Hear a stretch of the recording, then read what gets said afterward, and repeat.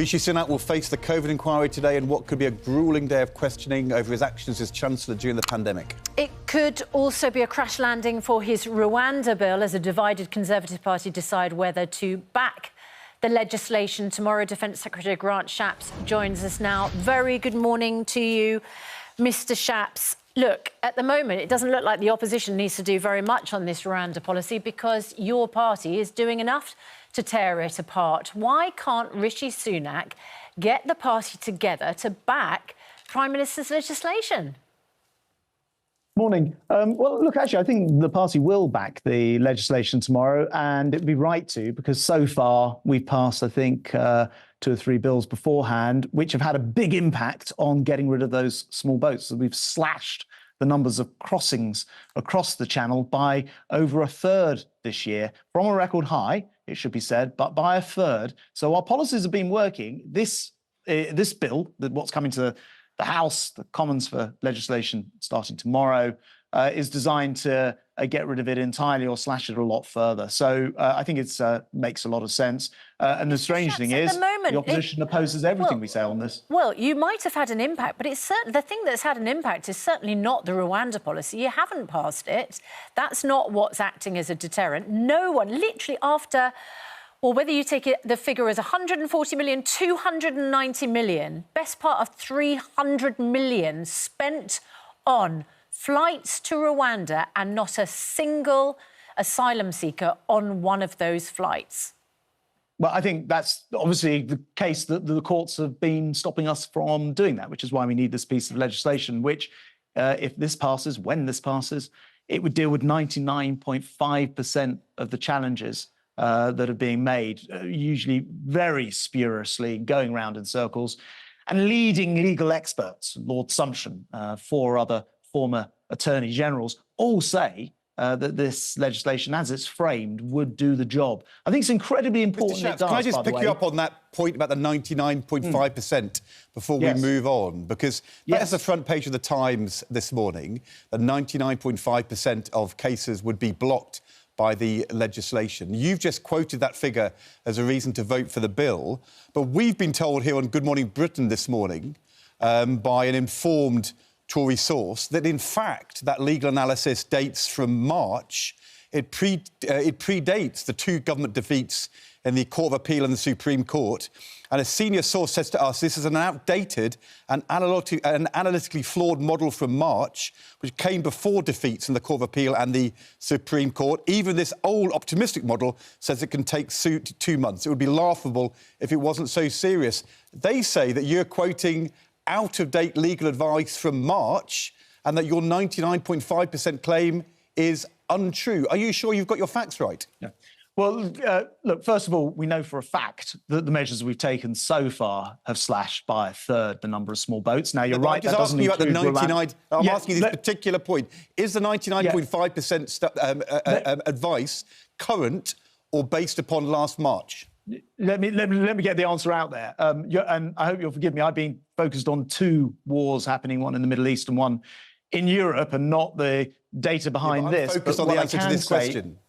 But what I can say is that, and it's slightly complex the way you get to that figure, but 1 out of 200 cases would get through, and of that 1, most of the time that case wouldn't get through. But if Mr. the Shapps, we've been told that is based upon legal advice from March before the 2 legal judgments, and therefore it is out of date and flawed. Are you confident that the number you've cited to us this morning is current, or is it right that it's out of date and flawed because it dates from March?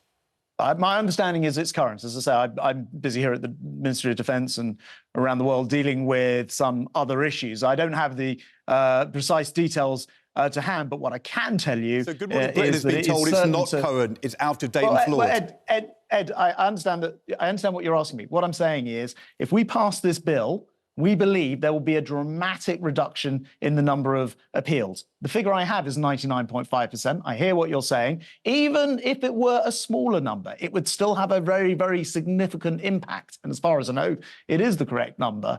What are the opposition proposing to do? Nothing. They don't even have a plan. So unless somebody has a better idea than ensuring that illegal criminal gangs who bring people across the channel are stopped in their tracks by knowing that if people get here, they'll end up elsewhere, then I don't know what the solution is. And I think this is better than anything else on the table, frankly. Well, this source says that for the new bill, there was no new modelling. This figure is out of date.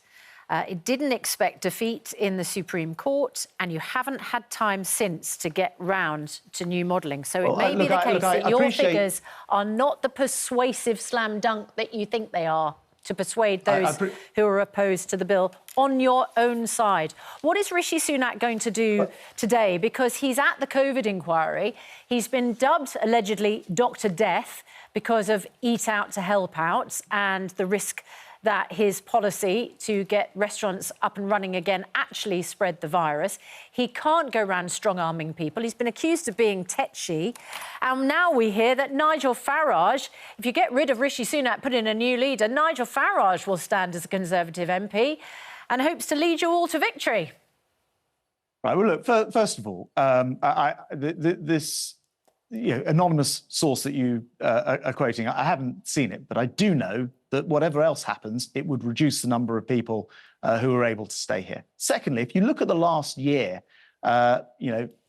unemployment at record lows, inflation halved, the economy growing when everybody said it would shrink this year. There have been a series of successes which I think actually show that actually if we get on with the job, we can deliver. Passing this bill on Rwanda would be very important to that as well. And as regards looking back at COVID, it is so easy to be Captain Hindsight with all of this stuff. Rishi Sunak went out there and saved millions of people's jobs. We know that as a fact.